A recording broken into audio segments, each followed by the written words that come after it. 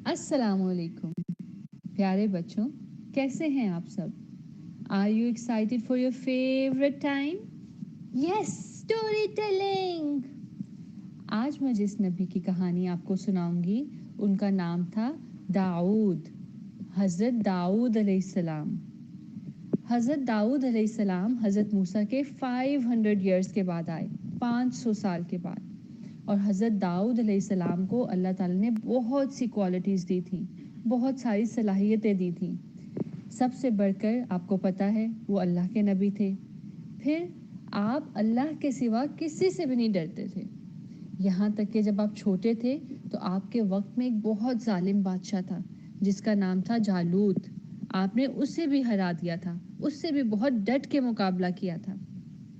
بہادر ہونے کے ساتھ ساتھ حضرت داؤد علیہ السلام بہت پاورفل تھے، بہت طاقتور، بہت اسٹرانگ، اور بادشاہ ہونے کے باوجود خود ہاتھ سے محنت کرتے اور پیسے کماتے۔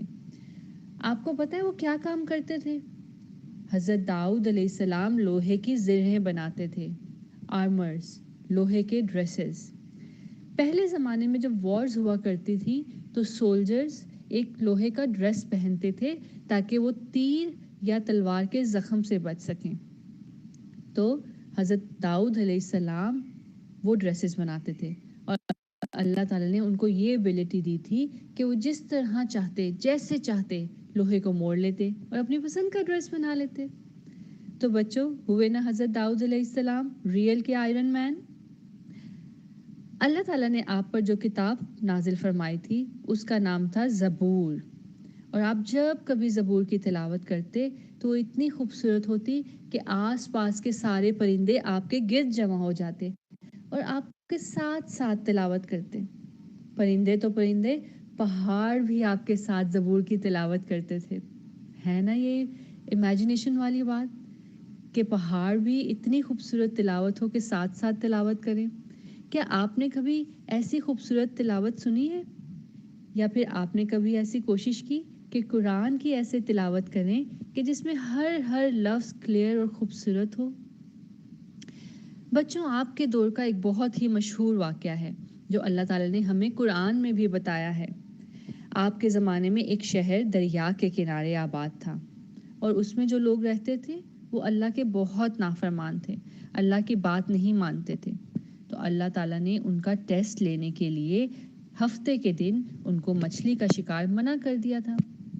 اب شہر جو دریا کے کنارے ہو اور اس میں مچھلیاں تو بہت آئیں گی، اللہ تعالیٰ کے حکم سے مچھلیاں ہفتے کے دن زیادہ آتی تھیں تاکہ وہ اٹریکٹ ہو سکے، لوگ ان کی طرف مائل ہو سکے اور ان کو پکڑنے کے لیے ان کا دل کرے۔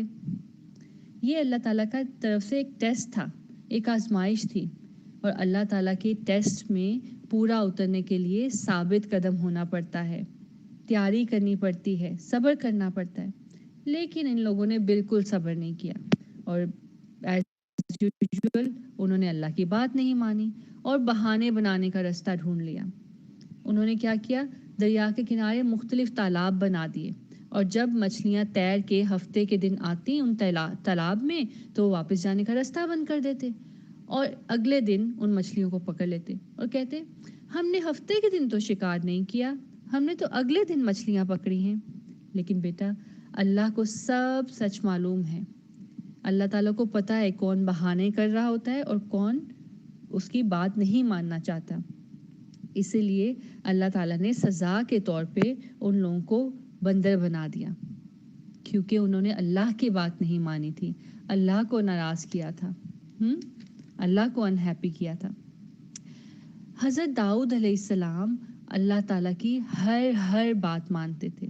جیسے اللہ تعالیٰ نے حکم دیا ویسے ہی ایک عادل بادشاہ ہونے کے ناطے وہ لوگوں میں صحیح فیصلہ کرنے کی کوشش کرتے تھے، اور اتنے بڑے بادشاہ ہونے کے باوجود انہوں نے اپنے آپ کو بہت آرگنائز رکھا ہوا تھا، بہت مصروف رہتے تھے، لیکن اپنے وقت کو انہوں نے صحیح استعمال کرنے کے لیے مختلف حصوں میں بانٹ رکھا تھا۔ جیسے ایک دن اللہ کی عبادت کرتے، ایک دن جو مقدمے ان کے کورٹ میں آتے اس کا فیصلہ کرتے، اور ایک دن اپنی فیملی کے ساتھ گزارتے۔ پیارے بچوں، حضرت داؤد علیہ السلام اللہ تعالیٰ کی عبادت کرنے میں بھی بہت اچھے تھے، اتنے اچھے کہ حضور صلی اللہ علیہ وسلم نے بھی ان کی تعریف فرمائی ہے۔ آپ صلی اللہ علیہ وسلم نے فرمایا کہ نمازوں میں سب سے پیاری نماز داؤد علیہ السلام کی تھی، اور روزوں میں سب سے پیارے روزے بھی داؤد علیہ السلام کے تھے۔ نمازوں میں آپ کا طریقہ یہ تھا کہ آدھی رات سوتے، پھر 1/3 یعنی 1/3 رات اللہ کی عبادت کرتے، پھر آخری رات کے کچھ حصے میں آرام فرماتے اور ایک دن چھوڑ کے روزہ رکھتے۔ یہ صحیح مسلم اور بخاری کی حدیث ہے۔ جیسے میں نے آپ کو پہلے بتایا، حضرت داؤد اپنی پوری کوشش کرتے تھے کہ اللہ کی ہر بات مانیں، جو اللہ تعالیٰ نے فرمایا ویسے ہی کریں۔ اور بچوں، ایک اچھے مسلمان کا، ایک اچھے مومن کا بھی یہی طریقہ ہوتا ہے کہ جو اللہ نے کہا فوراً مان لیں، جیسے اللہ نے کہا ویسے ہی کر لیں۔ اور ایسا کرنے سے آپ کو پتہ ہے کیا ہوتا ہے؟ جی، اللہ تعالیٰ انعام سے بھی نوازتے ہیں، بالکل ویسے ہی جیسے حضرت داؤد علیہ السلام کو ملا۔ اللہ تعالیٰ نے انہیں حضرت سلیمان جیسی اولاد دی۔ آپ کو نام جانا پہچانا لگ رہا ہے؟ جی، وہی حضرت سلیمان علیہ السلام جو اللہ تعالیٰ کے نبی تھے اور جو جنوں پہ بھی حکمرانی کرتے تھے، اور آپ عنقریب ان کی بھی کہانی سنیں گے۔ حضرت داؤد علیہ السلام نے اللہ کی بات مانی اور اللہ تعالیٰ نے انعام دینے میں اپنا وعدہ بھی پورا کیا، دنیا میں بھی ان کو انعام سے نوازا اور انشاءاللہ آخرت میں بھی۔ سارے انبیاء کی طرح حضرت داؤد علیہ السلام کا بھی یہ طریقہ تھا کہ کوئی بھی مشکل ہوتی، کوئی بھی مسئلہ ہوتا تو سب سے پہلے اللہ تعالیٰ سے دعا کرتے۔ اور جیسے میں نے آپ کو بتایا تھا نا کہ جب چھوٹے تھے تو انہوں نے جالوت سے مقابلہ کیا تھا، تو جالوت سے فائٹ کرنے سے پہلے بھی حضرت داؤد علیہ السلام نے اللہ تعالیٰ سے دعا کی تھی، اور اللہ تعالیٰ نے وہ دعا قبول کی تھی، اور اللہ تعالیٰ کو وہ دعا اتنی پسند آئی کہ اللہ نے قرآن میں بھی اس کو مینشن کیا۔ حضرت داؤد علیہ السلام نے دعا کی تھی، ربنا افرغ علینا صبرا وثبت اقدامنا وانصرنا علی القوم الکافرین۔ اے ہمارے رب، ہم پر صبر ڈال دے اور ہمیں ثابت قدم رکھ، اور ہماری مدد فرما کافرین کی قوم کے مقابلے میں۔